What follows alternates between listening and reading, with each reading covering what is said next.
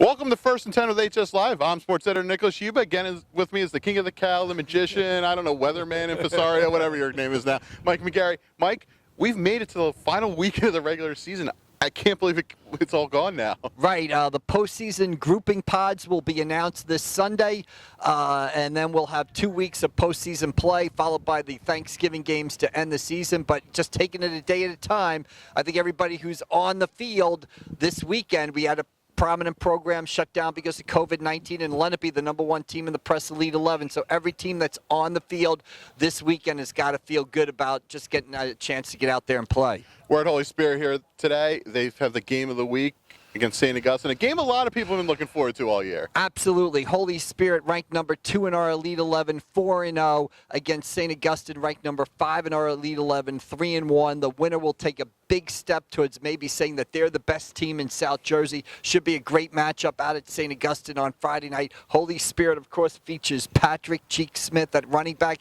He's run for more than 1,000 yards in just 4 games. They've got an outstanding junior linebacker in Michael Francesco, and they're going to be facing a St. Augustine team that comes off a 17-16 overtime win against Williamstown last Friday night. They have their own great running back in Kanye Udo, a junior. The game should have everything you want in a high school football game. You're at the game Friday night with St. Augustine Prep and Williamstown. One of the better high school games you'll see. A fantastic football game. Yeah, defensive struggle, just outstanding defensive performances, and that defense of St. Augustine will be tested by this Holy Spirit offense that not only has Cheek Smith at running back, but you also got to watch out for Trevor Cohen, the junior quarterback, and it's a St. Augustine defense led by Brady Small on the defensive line and Angelo Vocalis and Lenny Dolson at linebacker. You talk about Trevor Cohen. I think he started to develop really well at the end of last season in the state playoffs, and he just continued to grow as the season's gone on. Well, it'll be a key part to Friday night's game, how well Trevor Cohen and the St. Augustine quarterback Trey McAleer make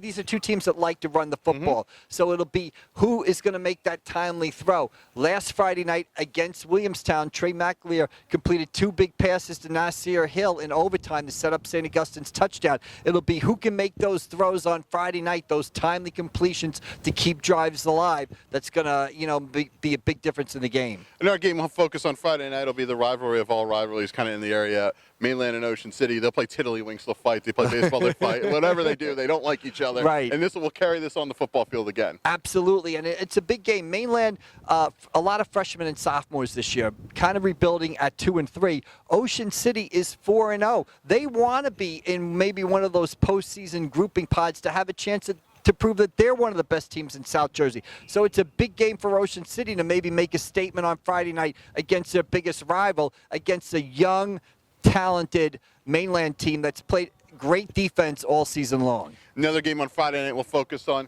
St. Joe's Academy. Basically playing at Buena. They play on Timber Creek, which has 2 Division I kids. Right. I believe this game is Saturday afternoon, okay. though. St. Joe, they've lost to Holy Spirit in the season opener. They've since won 4 in a row, and they've got one of the best players in the state, Ahmad Ross, doing it at linebacker and running back. The Army commit having an outstanding season. I think St. Joe has 4 guys, Ross, Cole Mercado, the quarterback Jaden Chertel, and Kevin McGuigan, 4 guys who have rushed for more than 200 yards this season. That's quite impressive. Another game we're going to focus on, Absegame and EHT, they're playing different teams, but they've been kind of hot over the last couple of weeks, and the job at Absegame Chris Sacco has done has been amazing. Yeah, maybe flying a little bit under the radar of both teams this year because of the short season, but Absegame's won 4 in a row. They're 4-1. They play Atlantic City, a chance to go to 5-1. Egg Harbor Township, they beat Atlantic City last Friday. They've won 2 in a row. They're 3-2. They're looking for their first winning season since 2010. And on Saturday afternoon, Hamilton, which has been shut down for the last 2 weeks, returns to the field. They take on Cedar Creek. Yeah, Hamilton comes back 2-1, still ranked #10 in our Elite 11. They haven't played for 2 weeks. They feature one of South Jersey's best running backs in Jaden Abrams. It'll be great to see the Blue Devils back on the field on Saturday. One question before we wrap up. You talk about the pod system. Give me a 4-team pod for a South Jersey championship. I'm putting you on the spot. You're putting me on the spot there. Quick question here. I'm going to go, I just looked to our Elite 11.